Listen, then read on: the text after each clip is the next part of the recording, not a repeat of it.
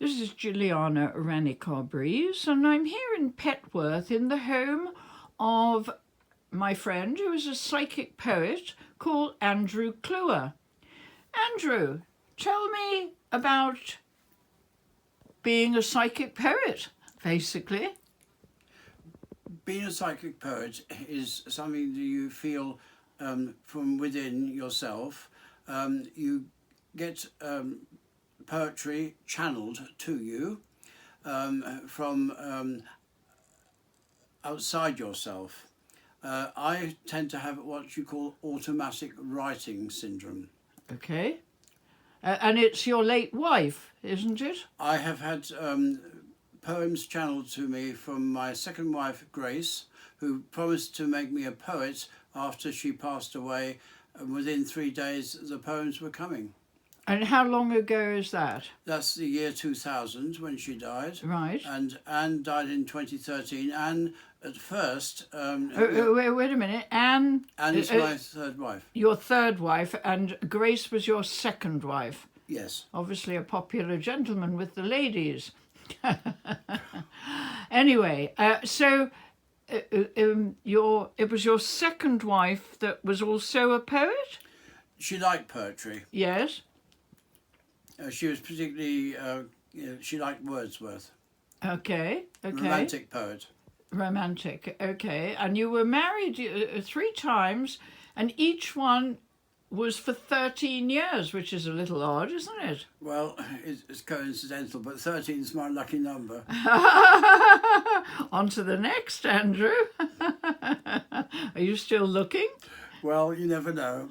If I'm offered, I may accept. Even as far away as Australia. Yes, exactly. Yeah. There is somebody there that I would. I know, you told me. Now, tell me something about your background, your Scottish traveller background. Well, when I was adopted in 1946, I was brought up by school teachers who gave me a very good start in life. But my first wife was an archivist, and she was able to trace my family for me. Right. And we had a genealogist also assist us, and I was able to contact both sides of my blood family, and without upsetting my adopted family, because I would never contemplate upsetting them.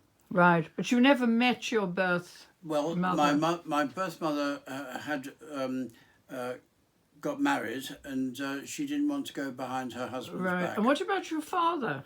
My father... Your birth father? My birth father didn't realise that my mother was pregnant, but he also had been married, and he had to go back to his family after the war.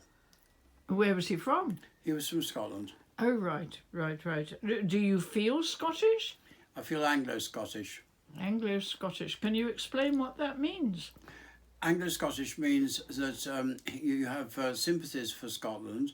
If you're brought up in England, you speak with an English accent. I can sing folk songs, and you would think I was Scottish. It's in my blood. In Gaelic? I have sung in Gaelic, yes. Have you studied Gaelic, or it just comes naturally to you? I was a member of a Gaelic choir at one stage, and we were tutored. I know some old traveller words which are what they call Gaelic cant. Right. I mean, do you feel that in another realm, in another life, you were Scottish? I feel that I'm akin to them, yes. No, that's not quite what I asked you. Do you feel that you're reborn? Well, I do feel reborn in a way. I also have a very strong link emotionally with the Eastern Europe for some reason. Really? Which countries? Well, Poland. Have you been? No, but I get on very well with Polish people. Good heavens.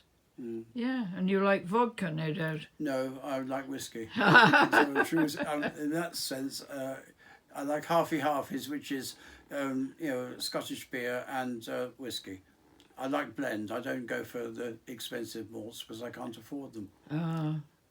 Well, we know what to give you for Christmas then, don't we? Oh, yes. So, tell me about the psychic poetry and the content.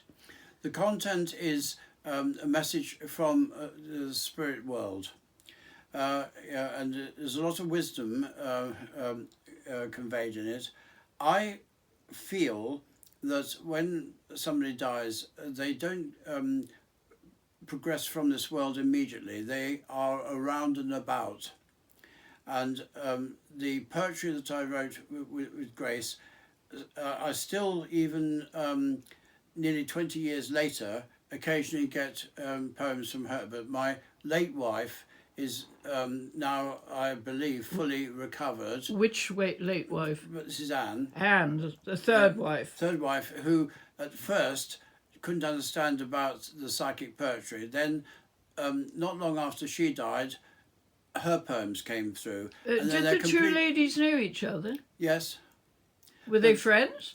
Well, they were related through marriage. Oh, that's interesting. But the whole point is that you know, my third wife Anne, the style of her poems are completely different from Grace. Oh, right. She's got her own style. Right. Now, do you write these poems in longhand or? In longhand, because I hear the first line of the poem in my head. Yes. And I know that I've got to write it down, and the poem follows sequentially. It's all done at once. Are they very long poems? Sometimes they're long, sometimes they're short. And do you stay up all night? Do you get them at a particular time?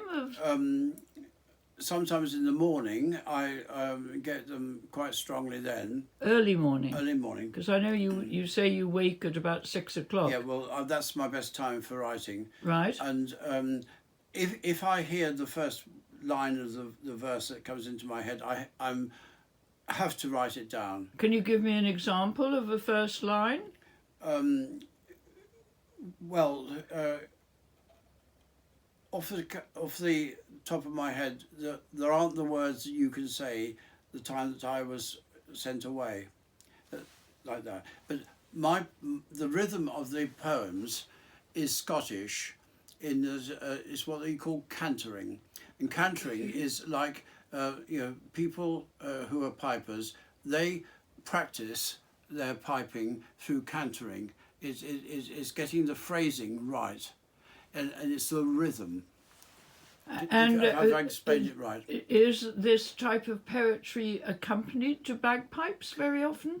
No, it just comes off at the bagpipes inspiration. I've told you before that if you listen to the water of a stream flowing, that can convey music. And there was two tunes from the River Levant in West Dean. The first one went da da da da da dum da da da dee da da da da da dum da da dum da da da da da da da da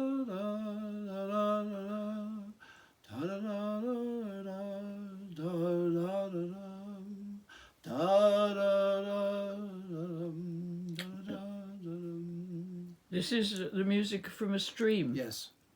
Gosh. Okay. Well.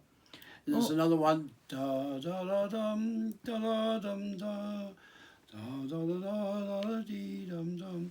But it's that sort of flow. Okay. Well, we're going to stop there, Andrew, and continue in part 2. Thank you very much.